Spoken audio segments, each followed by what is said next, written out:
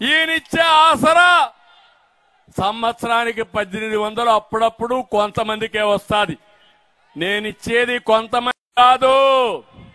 ఇంట్లో ఎంతమంది ఆడబిడ్డలుంటే అందరికీ వస్తుంది. సిద్ధమేనా అని మిమ్మల్ని అడుగుతున్నా. 2, తల్లికి వందనం. మోసం చేశాడు. ఇంట్లో ఎంతమంది పిల్లలుంటే అంతమంది పిల్లలకి 15,000 ఇస్తా అన్నాడు. ఆంక్షలు పెట్టాడా లేదా? ఈరోజు ఇప్పుడు హామీ ఇస్తున్నా. ఆడబిడ్డలు ఎంతమంది చదివిస్తే మీ పిల్లల్ని ఒక్కొక్కరికి 15,000 చొప్పున, నలుగురుంటే 60,000 మీకు ఇస్తానని మరొక్కసారి హామీ ఇస్తున్నా.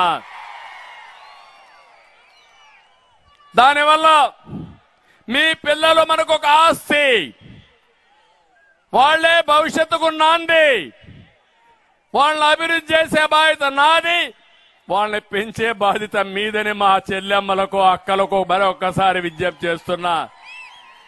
ఏమమ్మా, నేను జ్ఞాపకం ఉన్నానా? దీపం పెట్టాను, వంట గ్యాస్ ఇచ్చాను మీకు.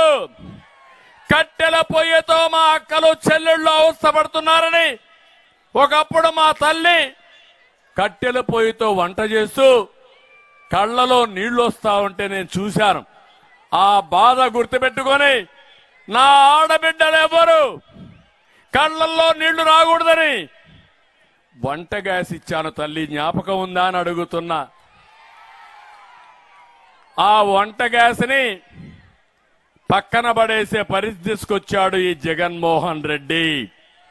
అందుకే హామీ ఇస్తున్నా. 3 సిలిండర్లు ఉచితంగా ఇస్తారని మీకు హామీ ఇస్తున్నా.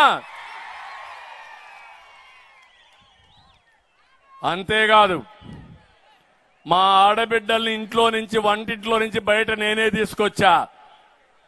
ఆత్మగౌరవం పేరుతో మరుగుదొడ్లు కట్టించా. గుర్తుపెట్టుకోవాలి మీరు ఇవన్నీ. రోడ్డు పక్కన పొలాల్లో మరుగుదొడ్డుకు పోయేవాళ్ళు, అవమాన పాలయ్యేవాళ్ళు, తెల్లవారితో చీకట్లోనే మరుగుదొడ్డుకి పోయి తర్వాత పోవాలంటే అవమానంతో ఎక్కడికక్కడ బాధపడేవారు. అది చూసిన తర్వాత నా ఆడబిడ్డల ఆత్మ గౌరవానికి మరుగుదొడ్లు కట్టిన పార్టీ తెలుగుదేశం పార్టీ. అందుకే ఆ రోజు మీరు ఇంట్లోనే ఉండేవాళ్ళు, మగవాళ్ళు ఎగతాళి చేశారు. ఈ ఆడబిడ్డలకు ఏదో ఈయన డాక్రా సంఘాలు పెట్టాడు, వీళ్ళేదో నాయకులు అయిపోయారని. కాదు, నా ఆడబిడ్డలు తెలివైన వాళ్ళు. ఇంటినే కాకుండా వంటింటిని కూడా సమర్థవంతంగా మేనేజ్ చేస్తారు. అందుకే ఆ డాక్రా సంఘాలు పెట్టా. ఈ రోజు హామీ ఇస్తున్నా, మీరెక్కడికి పోవాలన్నా ఆర్టీసీ బస్సుల్లో ఉచిత ప్రయాణ సౌకర్యం ఏర్పాటు చేస్తాను. ఏమమ్మా, మీకందరికీ అర్థమైందా నేను చెప్పిందని అడుగుతున్నా. మా ఆడబిడ్డలకి 2,50,00,000 మంది మా ఆడబిడ్డలున్నారు. ఒక అన్నగా చెప్తున్నా, కొత్త బిచ్చగాళ్ళు వచ్చారు, ఉత్తుత్తి మాటలు చెప్తున్నారు. మీ బిడ్డల భవిష్యత్తు నాశనం చేసేస్తారు. కడాన వాళ్ళకందరికి గంజాయి ఇచ్చేసి మీ పిల్లలు మీకు తక్కువకుండా చేసే పరిస్థితికి వస్తారు. నేను అట్టగాదు, మీకు న్యాయం చేస్తా. మీ పిల్లల్ని ఐటీ చదివించి బంగారు ఉద్యోగం ఇప్పిస్తా. మా తమ్ముళ్ళకి ఇంత మునిపే చెప్పా. వర్క్ ఫ్రమ్ హోమ్, మీ ఇంట్లో మీరు కూర్చొని అమెరికాలో ఉండే కంపెనీకి పనిచేసే అవకాశం కల్పిస్తా. ఇంట్లో బోరు కొడితే మండల హెడ్ క్వార్టర్లో ముఖ్యమైన గ్రామంలో వర్క్ స్టేషన్లు పెడతా. 1 ఎకరాలో మంచి బిల్డింగ్ కట్టి గార్డెన్లు పెట్టి అక్కడికి వచ్చి మీరు పనిచేసుకుని అక్కడే శిక్షణ పొంది అక్కడే కావాలంటే కాఫీ, టీ అన్ని తాగి సాయంత్రం వరకు భోజనాలు కూడా అక్కడనే పెట్టుకుని లక్షణంగా మళ్ళా ఇంటికి పోయే ఏర్పాటు, తల్లిదండ్రులు చూసుకునే ఏర్పాటు కల్పిస్తానని మీ అందరికీ హామీ ఇస్తున్నా. అందుకని ఇదే కాదు, ఈరోజు మీరు చూస్తే రక్షిత మంచినీళ్ల పథకం తీసుకొచ్చి ప్రతి ఒక్క ఇంటికి సురక్షిత మంచినీళ్లు ఇచ్చే బాధ్యత తెలుగుదేశం జనసేన తీసుకుంటాం. నీళ్లు ఇవ్వలేని దారుణమైన ప్రభుత్వం ఈ ప్రభుత్వం. అన్నదాతకు హామీ ఇస్తున్నా, రైతే రాజుగా చేస్తాం. సంవత్సరానికి 20,000 రూపాయల ఆర్థిక సహాయం చేసి వ్యవసాయంలో ఆధునీకరణ తీసుకొచ్చి మీ భవిష్యత్తు బంగారు భవిష్యత్తు చేసే బాధ్యత తెలుగుదేశం జనసేనదని చెప్పి మరొకసారి హామీ ఇస్తున్నా. విశాఖపట్నం ఉత్తరాంధ్ర బీసీల గడ్డ, బీసీలు తెలుగుదేశం పార్టీకి వెన్నెముక. మీ రుణం తీర్చుకుంటా, సబ్ ప్లాన్ తీసుకొస్తా, ప్రొటెక్షన్ యాక్ట్ తీసుకొస్తా. ప్రతి ఒక్క బీసీని ఆదుకునే బాధ్యత తెలుగుదేశం పార్టీ బాధ్యత. అది చేసే విధంగా ముందుకు పోతామని నా బీసీ సోదరులందరికీ హామీ ఇస్తున్నా.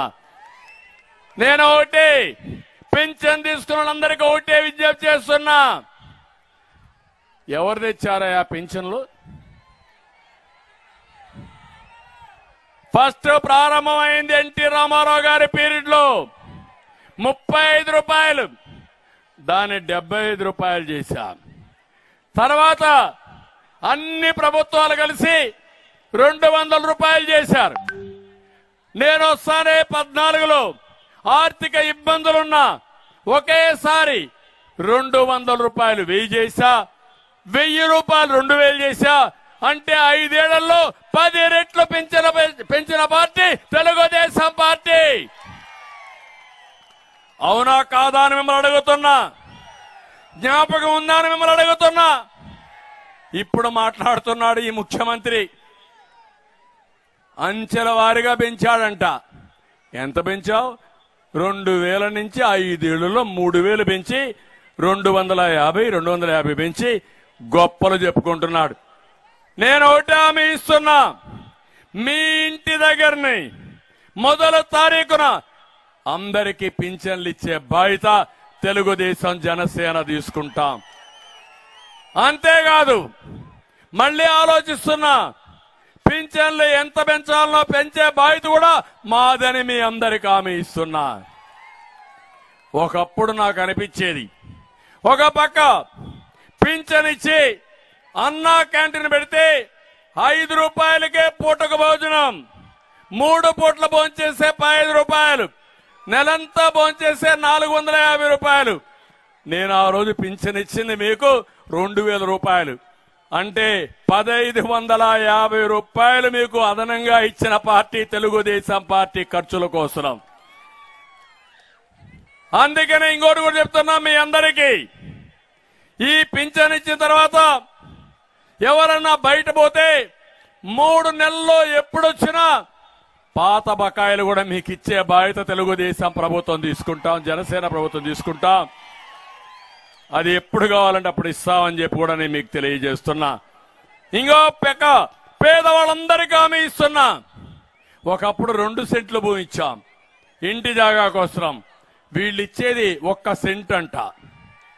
సెంట్లో ఏం చాలుతుంది తమ్ముళ్ళు అని అడుగుతున్నా. అందుకే హామీ ఇస్తున్నా, అందరికీ 2 సెంట్లు ఇంటి జాగా ఇచ్చి బ్రహ్మాండమైన ఇండ్లు కట్టే బాధ్యత, మీకు ఇండ్లకు ఖర్చు పెట్టే బాధ్యత నాది. ఇల్లు ఒక ఆస్తి, ఆ ఆస్తి మీ హక్కు. అందుకే టిట్కో ఇండ్లు కట్టించాను. ఆ టిట్కో ఇండ్లకు కలర్లు కొట్టుకున్నారు కానీ రంగుల పిచ్చోడు రంగులేసుకున్నాడు కానీ ఇండ్లు మాత్రం ఇవ్వాలా? ఇచ్చాడా అని అడుగుతున్నా మిమ్మల్ని. మళ్ళీ ఆ ఇండ్లు పూర్తి చేస్తా, మీకు ఉచితంగా ఇచ్చే బాధ్యత మాది. ఇంకో పక్క నిన్న మొన్న చెప్తున్నాడు నేను 175 గెలుస్తానని. వై నాట్ 75 అంటూ 175 అంటూ నేను అంటున్నా. Why not Pulivendula? పులివెందల కూడా మనమే గెలవాలి, అవసరమా లేదా అని అడుగుతున్నా మిమ్మల్ని. ఇప్పుడు మీరు చూస్తే అభ్యర్థులు దొరకడంలా. ఈ మధ్య సిద్ధం అన్నాడు, కానీ సిద్ధం అన్న ఈ వ్యక్తి సందిగ్ధంలో పడిపోయాడు. 115 గెలుస్తా అన్నాడు. బదిలీలే బదిలీలు. ఈ ఊర్లో చెత్త ఇంకొక ఊరికి బదిలీ. దానికి ఈయన సిద్ధం. అయితే 6 లిస్టులు ఇచ్చాడు. 85 మందిని మార్చాడు. కొంతమంది ఈయన ఆదేశాలు ఇస్తే ఆ ఆదేశాలను చెత్తబుట్లో బారేశారు. నువ్వెవడు మాకు ఆదేశాలు ఇవ్వడానికి, నీ ఆదేశాలు పట్టించుకోమని. కొంతమంది రాజీనామాలు చేశారు. కొంతమంది పారిపోయారు. మళ్ళీ మీరు చూస్తే మొదటి లిస్టులో ఇచ్చిన వాళ్ళకి రెండో లిస్టులో మార్చాడు. రెండో లిస్టులో ఇచ్చిన వారికి మూడో లిస్టులో మార్చేశాడు. అంటే ట్రాన్స్ఫర్లు, రీట్రాన్స్ఫర్లు, తర్వాత అగైన్ ట్రాన్స్ఫర్లు, అన్ని పిచ్చి రాజకీయాలు చేస్తున్నాడు తప్ప ఎక్కడ రాజకీయం అంటే ఏబిసిడీలు ఓనమాలు తెలియని పిచ్చి వ్యక్తి ఈ జగన్మోహన్ రెడ్డి.